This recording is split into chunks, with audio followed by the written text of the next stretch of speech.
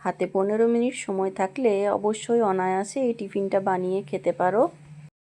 সকাল হোক বা সন্ধে, ছোট থেকে বড় যে কেউ এই ধরনের টিফিন খেতে খুব পছন্দ করে। একেবারে সফট, তুলতুলে নরম ঢোকলা রেসিপি আজকে নিয়ে হাজির হয়েছি। আমার শখের হেসেলে তোমাদের স্বাগত জানিয়ে আজকে ঢোকলা রেসিপিটা তোমাদের সাথে শেয়ার করতে চলে এসেছি বন্ধুরা। সম্পূর্ণ রেসিপিটা দেখো, কমেন্টের মাধ্যমে জানিও তোমাদের কেমন লাগলো। আর অবশ্যই যারা এখনও চ্যানেলটি সাবস্ক্রাইব করনি তারা চ্যানেলটি সাবস্ক্রাইব করে পাশে থেকো। চলো দেখে নিই ঢোকলার জন্য কী কী লাগছে। এখানে নিয়ে নিয়েছি কিছুটা পরিমাণে বেসন, তার সাথে দিয়ে দিলাম পরিমাণ মতো নুন, পরিমাণ মতো চিনি, 1 চিমটি হিং গুঁড়ো, দিয়ে দিলাম হাফ পাতিলেবুর রস,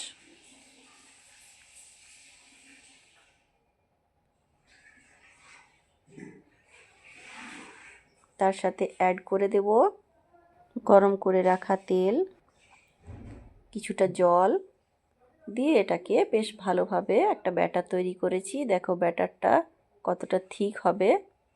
এদিকে কড়াইয়ে কিছুটা পরিমাণে জল গরম বসিয়ে দিয়েছি। ব্যাটারটার মধ্যে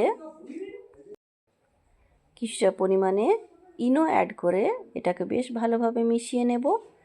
এরপর একটা পাত্রের মধ্যে সাদা তেল মাখিয়ে নিয়ে তার মধ্যেও মিশ্রণটা সম্পূর্ণ দিয়ে এটাকে গরম জলের উপর একটা স্ট্যান্ড দিয়ে বসিয়ে তার উপর একটা ঢাকা দিয়ে রেখে দেব 10 থেকে 15 মিনিট। এভাবে একটা কাঁটা চামচ ঢুকিয়ে যখন দেখবে কাঁটা চামচটা সম্পূর্ণ বেরিয়ে আসছে, গায়ে কিছু লেগে নেই, বুঝে যাবে এটা হয়ে গেছে। এদিকে একটা সিরাপ তৈরি করব, তার জন্য নিয়ে নিয়েছি কিছুটা সাদা তেল, তার মধ্যে ফোড়নে দিয়ে দেব কয়েকটা কাঁচা লঙ্কা, কিছুটা কালো সর্ষে আর কারি পাতা দিয়ে এর মধ্যে জল দিয়ে দিলাম। জল দিয়ে পরিমাণ মতো চিনি দেব, চিনি দিয়ে এটাকে একটু ফুটিয়ে নেব। ঢোকলাটা যখন ঠান্ডা হয়ে যাবে তখন অনায়াসে পাত্রটা উল্টো করে দিলে এটা পাত্র থেকে ছেড়ে চলে আসবে। শিরাটাকেও ঠান্ডা করে নিতে হবে।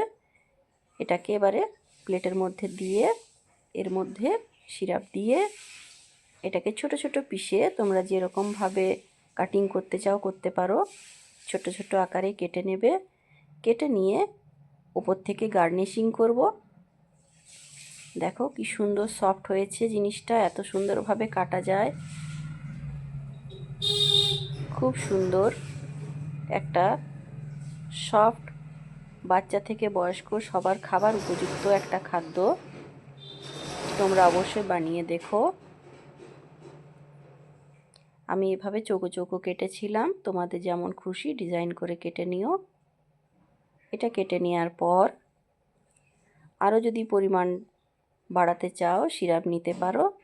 যদি দেখো একটু বেশি শুকনো শুকনো লাগছে তাহলে অবশ্যই এর সাথে সিরাপ অ্যাড করো। আমি তাই করেছিলাম। এবং তার সাথে উপরে গার্নিশিংয়ের জন্য কোরানো নারকেল দিয়ে এটা পরিবেশন করে দাও। যে কোনো মানুষ খুব নাম করে খাবে। অবশ্যই তোমরা বানিয়ে দেখো। রেসিপিটা কেমন লাগলো আমাকে জানিও। তোমাদের কমেন্টের অপেক্ষায় রইলাম বন্ধুরা। যারা চ্যানেলটি সাবস্ক্রাইব করনি সাবস্ক্রাইব করে আমার পাশে থেকো। সবাই সুস্থ থেকো, ভালো থেকো। দেখা হচ্ছে পরবর্তী ভিডিওতে।